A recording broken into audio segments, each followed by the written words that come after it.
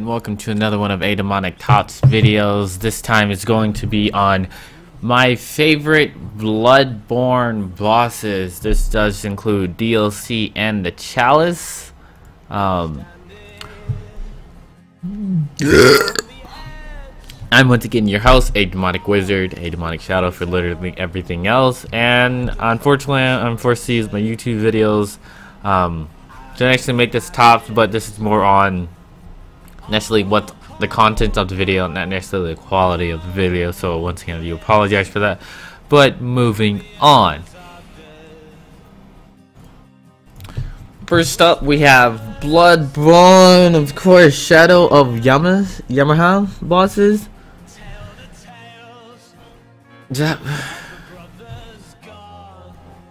I'm looking at it, and one of the reasons why I like this boss is how they first start and how they come from the fog. All three of them, I thought that was a really good opening. Whoever did that, whoever thought of that, I applaud them, because that was freaking great. One thing I also like about this is how there's, three different characters that attack and fight three different ways. One's more of a close range only, one's more of a mid range, and then one's a long range. So I thought that was pretty cool how they different from each other. And then halfway through, or not halfway through, like kind of as you do more damage to them, they transform to where they have these little tentacles coming out of their face. And then they even transform again to where they can summon like these little demons from the ground, or little earthworms, I should say, from the ground. Really good fight, really challenging. I didn't feel cheap out or anything like that. I thought it was a really good boss design for this. So moving on, we have Pretheam Elder. The only time you ever fight him is in the Chalice. He's necessarily a mage character, which is why I like him. And you can see here he's exporting some of his magic attacks and stuff like that, how he enhances his rod to do various things. And he also changes up halfway through, like that. Some of his attacks end up having additional range, doing more attacks, of course, adding combos to it. And I thought it was pretty cool.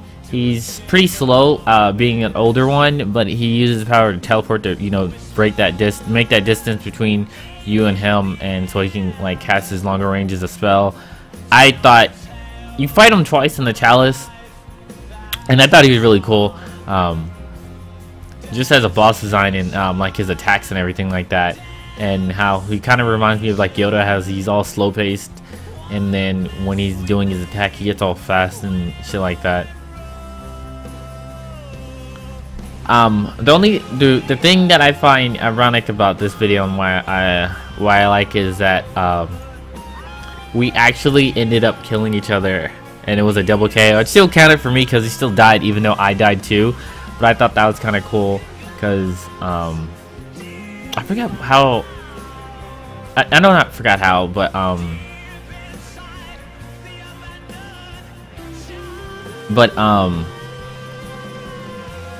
this is towards the end of a Chalice dungeons, towards the end, because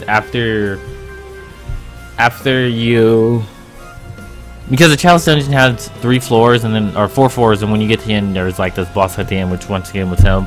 But once again, good boss, really liked him. So moving on to DLC, Lady Maria of Astral Clock Tower from the Old Hunter DLC. She took quite a bit. Just in general, the bosses and the DLC are hard. They just amped up the damage to them and everything like that. But Lady Maria, I thought, was pretty fair out of all the DLC bosses, or only one DLC, I thought she was pretty fair, because you can pretty much, like, if you really tried for it, you can really go through fighting her without ever getting hit. And over my many attempts of fighting her, I can get to like halfway of half of her life without getting hit. But I really do like her because her combat flow, or her attacks flow, are so lovely. And one thing I also like about her is when you get her to half life, she starts adding blood. No, she adds fire to her attacks. And then when you get even farther than that, she adds blood, and the range on her weapons is ridiculous. Oh no, she has blood, didn't have fire. Sorry. Like like I wish when you get her weapon, you had the same combat flow as she did, but unfortunately you don't. But overall, good boss design, good location, really good fight. So moving on to Marty, language boss. Sorry, Lorgus boss. Of course, the king. Once again, another magic user, using like a sword and using his staff to naturally do close range and long range attacks, using a combination of both close range. Even someone who attacks do both close and distant range on it. His attacks doing you know, magic and everything like that. I thought he was pretty cool. How he's necessarily, especially when he's opening, how he's kind of just frozen there in a chair, and then you know you come approach him, you know, gets out of his chair and he's like, you're trying to take his throne. So I thought that was pretty cool. I thought he was a really cool boss. His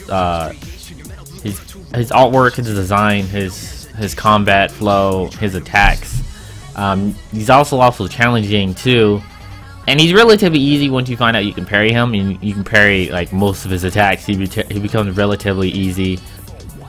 Unfortunately, the first time I fought him, or at least the first time I beat him, is when I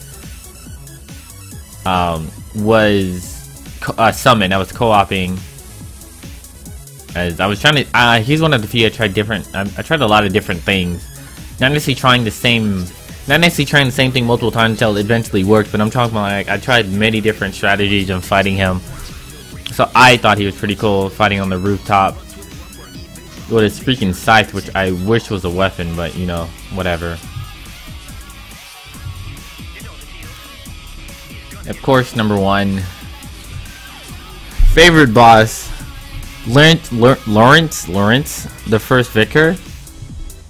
The Cleric Beast is probably my favorite boss. But then they brought him back as Cleric Beast, but on fire. I thought that was really cool. Him himself is freaking hard based on his attack range and how much. Once again, he's in DLC, so all their damage are amped up. He took, I want to say 5 hours, like in total, over two streams, just constantly just getting my ass beat. But yeah, he was really a good fight. I was really happy when I finally did beat him and beat the DLC, but once again, I didn't think Cleric Beast can get any cooler, and then they set it on fire. Unfortunately, it's, you know, a repeat of the same boss, but you know, whatever. It's a good fight, good boss. So this is my tops videos. I do want to thank you for watching. If you did watch, excuse me. If you can go ahead and comment your favorite bosses, and if any of you guys, because a lot of people didn't necessarily go into the Chalice, unfortunately, but some of the Chalice bosses, some of them are pretty fun. Like most of my favorite bosses are from the Chalices. Just my top 5 are the ones, you know, include everything else. But outside that, Chalice, once again, worth exploring. Really worth exploring, especially the final boss there. But once again, thank you for watching. You can, you know, like, comment, and subscribe if you want. If you like what you see, I would really appreciate it. Outside that, Demonic out.